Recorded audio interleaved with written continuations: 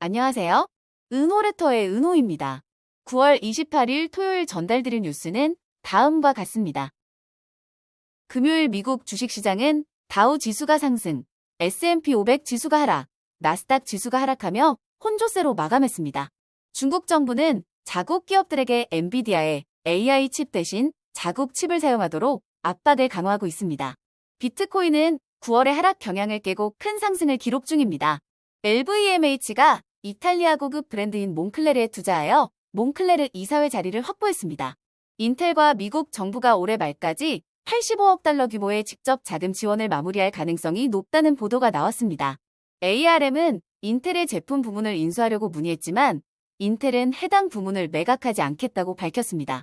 테슬라의 유럽 유일 자동차 공장인 독일 그린하이텍 공장에서 높은 결근율이 발생하여 CEO 앨런 머스크의 관심을 끌었습니다.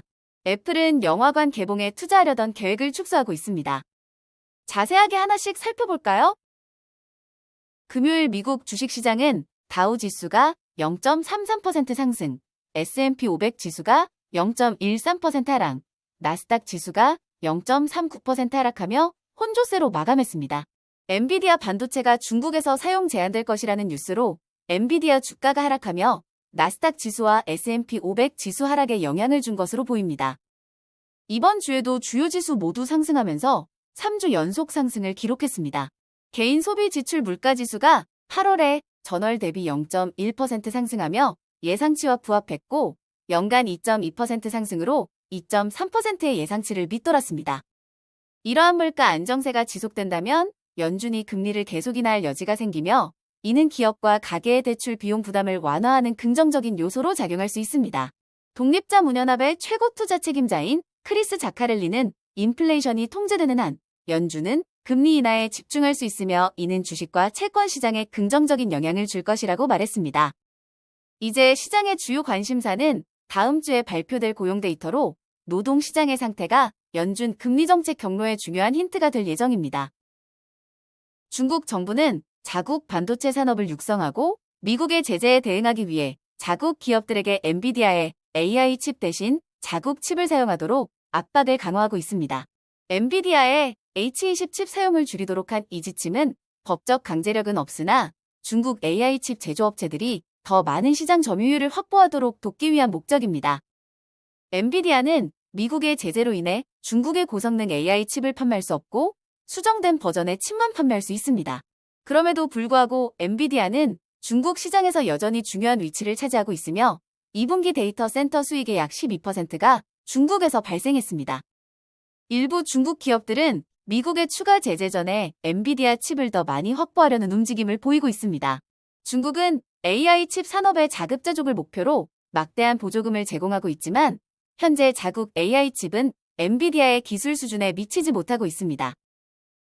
비트코인은 글로벌 금리 인하 흐름 덕분에 9월에 약 10% 상승하며 과거 10년간 평균 5.9% 하락했던 9월의 하락 경향을 깨고 큰 상승을 기록 중입니다. 또한 소형 코인 지수도 20% 이상 상승하며 금융 여건 완화로 인해 위험, 자산 시장이 활기를 띠었습니다. 미국 연준, 유럽 중앙은행, 중국 인민은행 모두 9월에 금리를 인하했고 투자자들은 이러한 통화 완화 정책에 반응해 위험 자산을 매입했습니다. 디지털 자산 업계는 미국 대선 이후 명확한 암호화폐 규제로 투자 심리가 개선될 것으로 기대하고 있습니다. LVMH가 이탈리아 고급 브랜드인 몽클레르에 투자하여 몽클레르 이사회 자리를 확보했습니다. LVMH는 몽클레르의 회장이자 CEO인 레모 루피니가 소유한 투자 회사 더블 R의 지분 10%를 매입했으며 향후 더블 R의 지분을 최대 22% 확대할 수 있습니다. 이번 거래로 몽클레르의 주가는 최대 15% 상승했고 LVMH의 주가도 3.7% 올랐습니다. 인텔과 미국 정부가 올해 말까지 85억 달러 규모의 직접 자금 지원을 마무리할 가능성이 높다고 파이낸셜 타임스가 보도했습니다. 이 지원금은 애리조나에 있는 2개의 신규 공장 건설과 기존 공장 현대화에 사용될 예정입니다. 이번 협상은 마무리 단계에 있지만 2024년까지 완료되지 않을 가능성도 있습니다. 미국 정부는 인텔의 반도체 생산을 증대하기 위해 200억 달러 규모의 보조금과 대출을 제공하기로 했으며 이번 지원은 그중 일부입니다.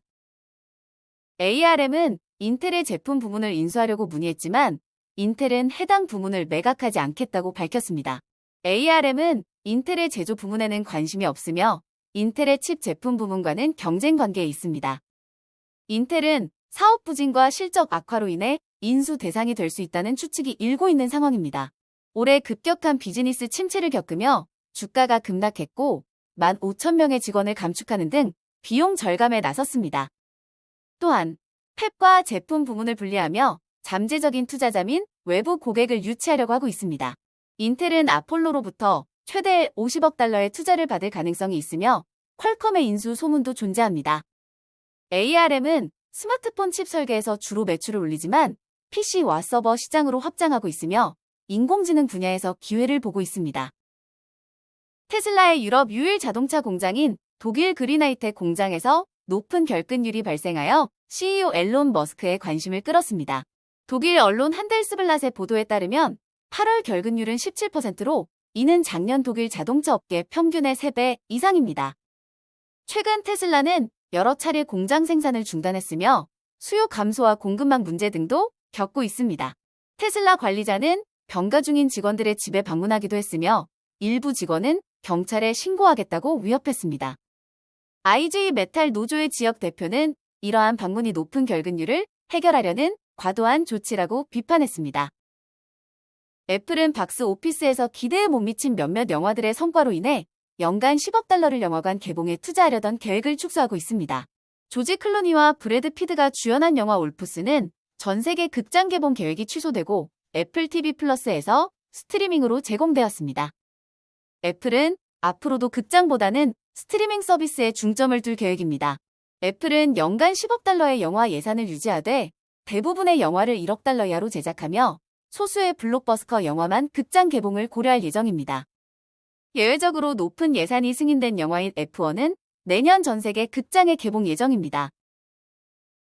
오늘 전달해드릴 뉴스는 여기까지입니다.